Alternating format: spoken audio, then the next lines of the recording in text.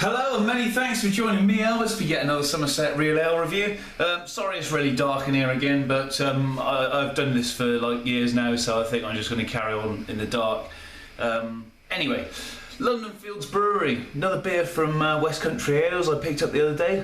This one's called Love Not War, 4.2% ABV. Never had a beer from this brewery before, but quite interested to. I had a lot of beers that sort of look like this from the London sort of area, and yeah, let's see what it's like. Anyway, brown 500ml bottle, 4.2% ABV. I think it says, oh no, it's London Fields Brewery. Oh no, anyway. Crack it open. Black Crown. Pour it in a glass. For some reason or other, I thought this was a red ale, but I think what was written on the front there is the London Fields Brewery sort of emblem, and I may have confused that with red.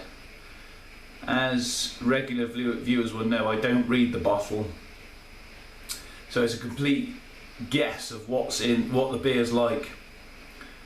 This one appears to be pretty carbonated. I think I'm going to leave it there because I'm never going to smell anything through that beer. Go through that head, sorry. Well, it is coming out sort of red. It's a mahogany colour really. Loads of carbonation floating up from the base. 3-finger sort of coffee off-white head. See what it smells like. Now, now I like the smell of this. It's hops. It's good. It's fruity hops. It's got that lovely sort of real fresh. If you ever smell fresh hops, and beers like American IPAs, like West Coast style beers, and they've got that really pungent smell. That is what this smells like. New world sort of beer, and I love the way these beers. I find them so exciting. Don't get me wrong, I love my classic English bitters and stouts and old-fashioned beers, but when you smell a beer like this with a bit of hoppage in, it blows me away. The first beer I ever smelled like this was the Brewdog Punk IPA, which was massively hops, and I've been addicted to hops ever since. And it always excites me when I smell a beer like this. This one is slightly fruity. It's not massively overpowering. You're not getting huge resinous pine in there. But then, having said that, look at the size of the head. There could be more underneath that head. I'll have a little nose in the bottle. No, I can't get anything out of them. I'm just getting a nice sort of fruity, sweet, very, very slight sweetness in there from the malt.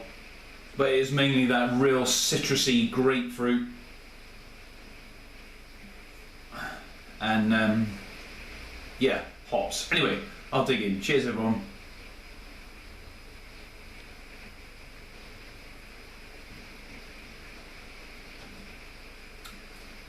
It is a red ale. A good one.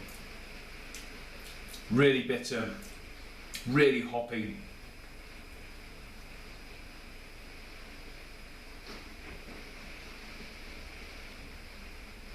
It's got that red rye quality.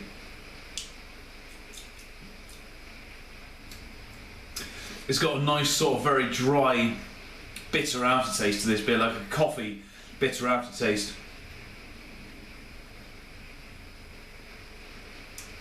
Not the flavour of coffee, but like the dry bitterness.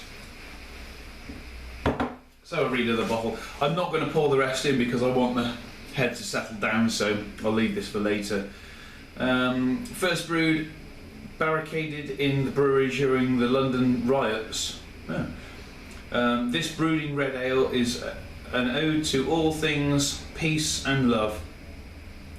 A true union of malt and hops with silky texture and the soft caramel flavours cuddling up to a rich pear and summer fruit character. This beer is bottle condition. The riots in London, yeah, of course. Sorry, it does say red ale on there. Perhaps I read it when I bought it then. I must have known it was a red ale. Store is called Dark Place. londonfieldsbrewery.co.uk. Right. I think this is fantastic. I love these sort of new modern breweries that are bringing out beers like this. Pardon me.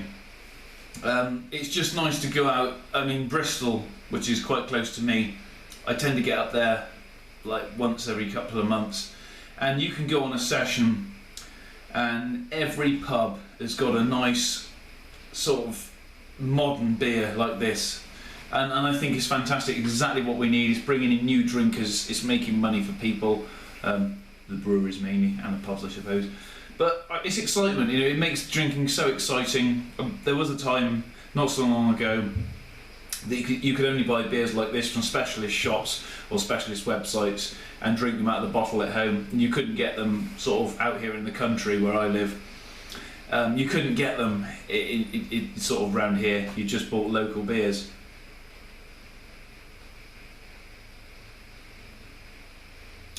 I'm going off par a bit. To sum up, this is a very good red ale. It's what you expect from red ale. It's got that sort of rye texture. Not so much the texture, but that rye. So you can taste the rye in it, like the grain. It's refreshing. It's fruity. It's got that beautiful hoppy West Coast American style, like the powerful hops in there. Well carbonated. It's a bloody good beer. Well worth a try.